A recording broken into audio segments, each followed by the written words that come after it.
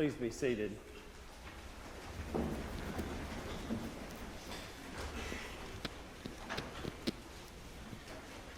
Palm Sunday. Jesus, the King of Kings and Lord of Lords, parades into Jerusalem. An exuberant time, much like we had at the beginning of Mass. A few years before he wrote the tune for Putting on the Ritz, Harry Richmond spontaneously jotted down a melody in 1932 that still captures the thrill of a passing parade. I love a parade, the tramping of feet. I love every beat I hear of the drum. Everybody loves a parade. Come on.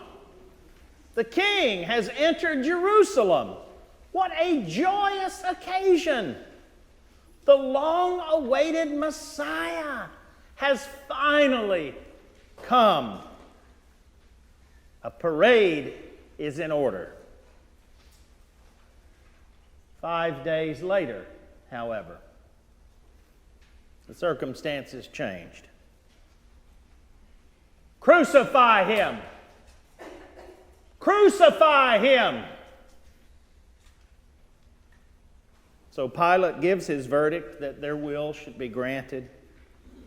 He released the man they asked for, the one who'd been put in prison for insurrection and murder, and he handed over Jesus as they wished. And they crucified Jesus. Why the cross?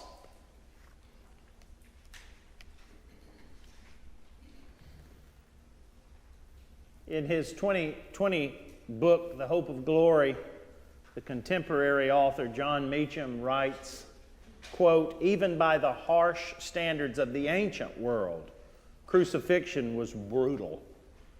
To Rome, which reserved it especially to discourage rebellions against imperial order, the cross was the supreme punishment. Just for the record, in ranking, the second most supreme punishment was being burned alive. And the third, which was used for upper-class offenders and Roman citizens, was decapitation. This supreme punishment was described historically and somewhat medically in a 1986 issue of the Journal of the American Medical Association. And I quote, "To weaken the condemned, soldiers would scourge them. The usual instrument used to scourge was a short whip with several single or braided leather thongs of variable lengths in which small iron balls and sharp pieces of sheep bones and glass were tied at intervals. The man was stripped of his clothing and his hands were tied to an upright post. The back, buttocks, and legs were scourged and flogged. The severity of the scourging was intended to weaken the victim to a state just short of collapse or death. The condemned was typically forced to then carry the horizontal crossbar to the place of execution. This was an additional element of torture because that often weighed about 125 pounds. He would then be nailed to the finished cross by iron spikes approximately 7 inches long. The crucified tended to die from asphyxiation and shock from blood loss.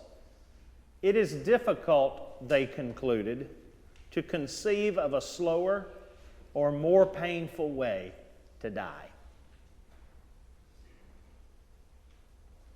Yet of infinitely greater significance, towering over the horror I've just described, is what the cross means for those who sense the glory and the power of that most precious body and blood hanging on that tree for you and for me.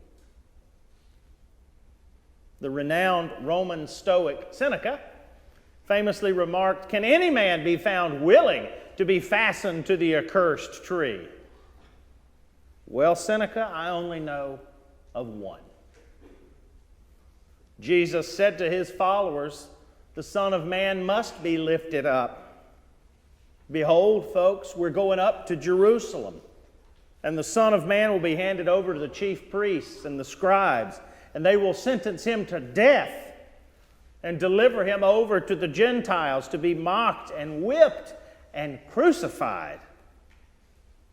And when I am lifted up from the earth, will draw all people to myself. And in the very next verse, the narrator writes, he said this to show by what kind of a death he was going to die. Now, you and I have heard the story today so many times that we expect nothing else but death on a cross. But to a first century Jew, Messiah didn't come to die. He came to help.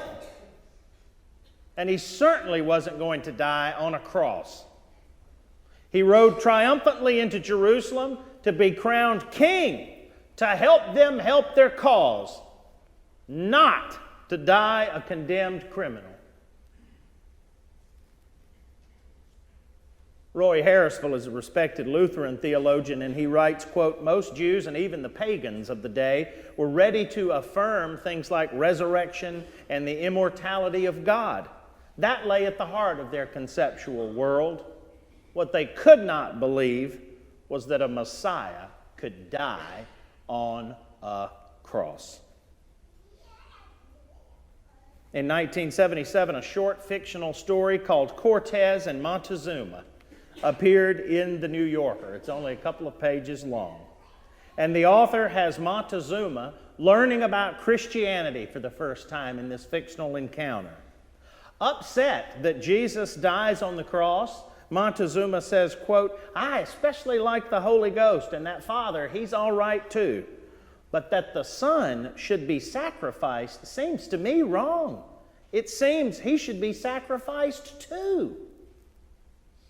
In other words, humanity should work with and towards him, not crucify him. Yet, the stark reality of the cross still stands, completely insisting that instead of humanity partnering with God or working its way back to God, working my way back to you by the spinners, the cross proves once and for all that God's primary mission was to reconcile to himself all things by making peace through his blood shed on a cross.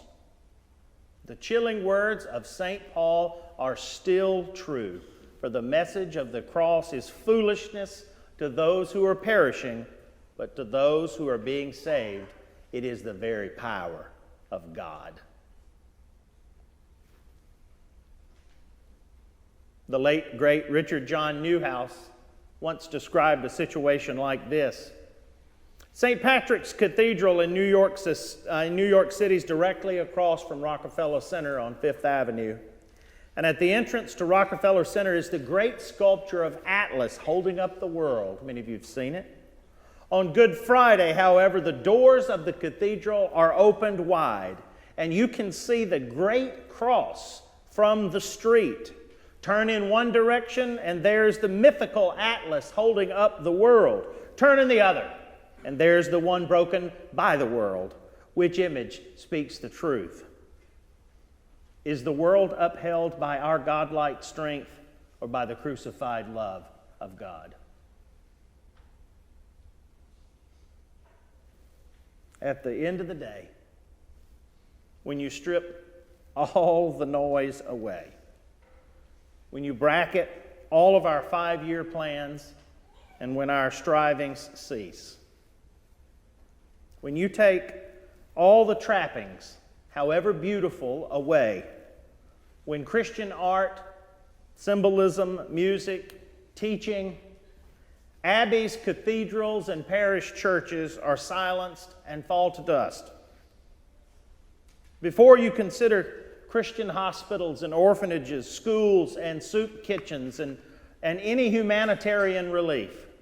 When it's all boiled down, when it's all said and done, friends, the power that undergirds it all, that gives meaning to it all, is found hanging on a cross.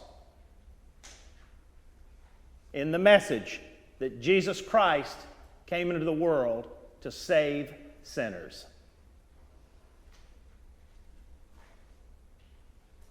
You and I call this the gospel, the good news.